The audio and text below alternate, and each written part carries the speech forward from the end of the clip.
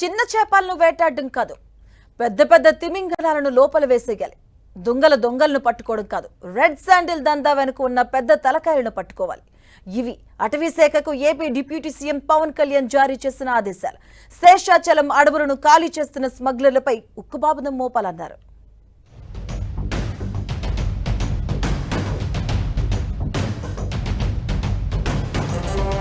ఎర్రచందనం స్మగ్లింగ్ పై AP deputy CM Pawan Kalyan కన్నెర్ర చేశారు. రెడ్ శాండిల్ స్మగ్లర్ల విషయంలో ఇన్నాళ్లు ఒక లెక్క, ఇక నుంచి మరో లెక్క అంటున్నారు పవన్ కళ్యాణ్. దొంగల బ్యాచ్ భరతం పడతామంటున్నారు. ఇన్నాళ్లు చిన్న తలకాయల అరెస్టులతో సరిపెట్టిన అధికారులు ఇక బడా స్మగ్లర్ల అంతు చూడాలని అటవీ శాఖని ఆదేశించారు డిప్యూటీ సీఎం పవన్ కళ్యాణ్.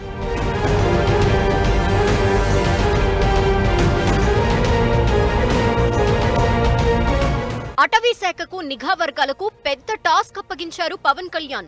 ఎర్రచందనం స్మగ్లింగ్ చేస్తున్న చిన్న చేపలతో ఆట కాదు, బడా తిమ్మింగలాలని వేటాడాలన్నారు. శేషాచలం అడవుల నుంచి కొట్టేసిన రెడ్ శాండిల్ దుంగలను ఎక్కడెక్కడ దాచిపెట్టారో గుర్తించాలన్నారు.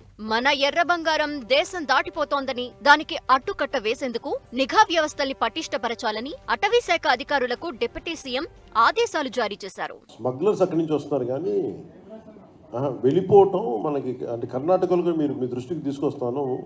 100 కోట్ల విలువైన ఎర్రచందనం కర్ణాటకలో పట్టుబడి బోర్డర్స్. దానికి కూడా అంటే ఇది తమిళనాడు ప్రభుత్వంతో కూడా మాట్లాడాల్సిన అవసరం ఉంది. ఎర్రచందనం స్మగ్లర్స్ తమిళనాడు నుంచి వస్తూ ఉన్నారు. అది ఎందుకు ఆ పరిస్థితులు ఉన్నాయని దాన్ని నెక్స్ట్ స్టేజ్లో తీసుకెళ్తాం. దాని మీద అవగాహన. ఎర్రచందనం స్మగ్లర్లని అరికట్టేందుకు కర్ణాటక, తమిళనాడు ప్రభుత్వాలతో సహకారం చేసుకుని చర్యలు తీసుకుంటామన్నారు. కోట్ల కొద్దీ సరుకును అక్రమంగా సరిహద్దులు దాటేస్తున్న స్మగ్లర్లపై ఉక్కుపాదం మోపేందుకు పక్క రాష్ట్రాల ప్రభుత్వాలతో చర్చిస్తామన్నారు. ఎర్రచందనం స్మగ్లర్లు ఎక్కువగా తమిళనాడు నుండి వస్తున్నారని అక్కడి ప్రభుత్వంతోనూ మాట్లాడతామన్నారు. స్మగ్లింగ్ ని పూర్తిగా అరికట్టే విధంగా చర్యలు తీసుకుంటామని పవన్ కళ్యాణ్ స్పష్టం చేశారు. AP deputy CM Pawan Kalyan serious గా దృష్టి సారించడంతో రెడ్ శాండిల్ స్మగ్లర్లపై ఉక్కుపాతం మోపేందుకు అటవీ శాఖ సిద్ధమవుతోంది.